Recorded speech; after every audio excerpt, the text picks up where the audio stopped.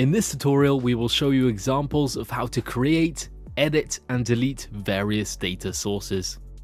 Let's start by creating one. Click on the Data Source menu option. Follow this up by clicking on Create New Data Source button at the top of the page. Before a new data source is created, you will have to give your desired data source a name, separator type, and quote type. This will vary depending on what you used in your CSV file. Also, make sure to add that CSV file.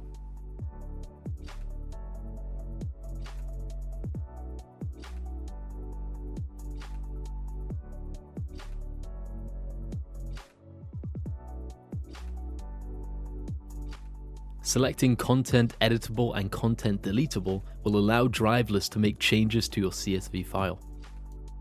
Once you save your data source, you will automatically be sent to the Edit Data Source pop-up. If you lose this page, you can get back to it by clicking on the row in the data source area. Open up the Data tab to see the values that were imported from your CSV file. Now let's edit this CSV file by creating a new test case. Head to the test case creation area, create a new test case and give it a name.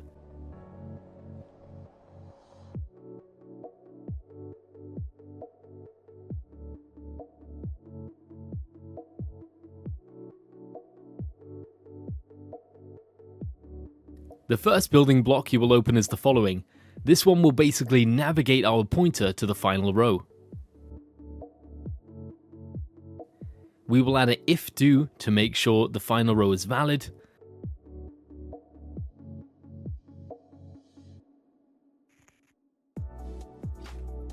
Followed by a couple of building blocks which will add a new name, amount, a true/false value to the next row in our CSV.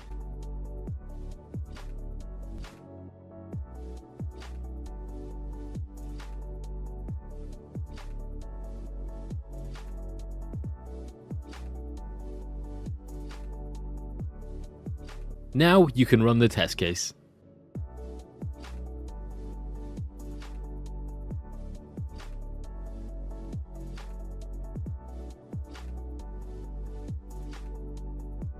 Okay, let's head back over to our data sources.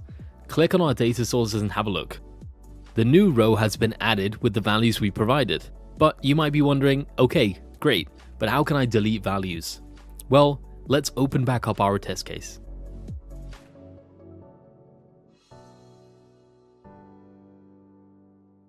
Get rid of the large building block that we added in our previous line and replace it with a building block that will delete the entry currently pointed at in the data source.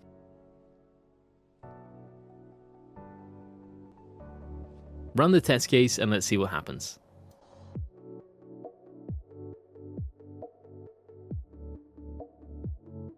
Success, but let's have a look at our CSV.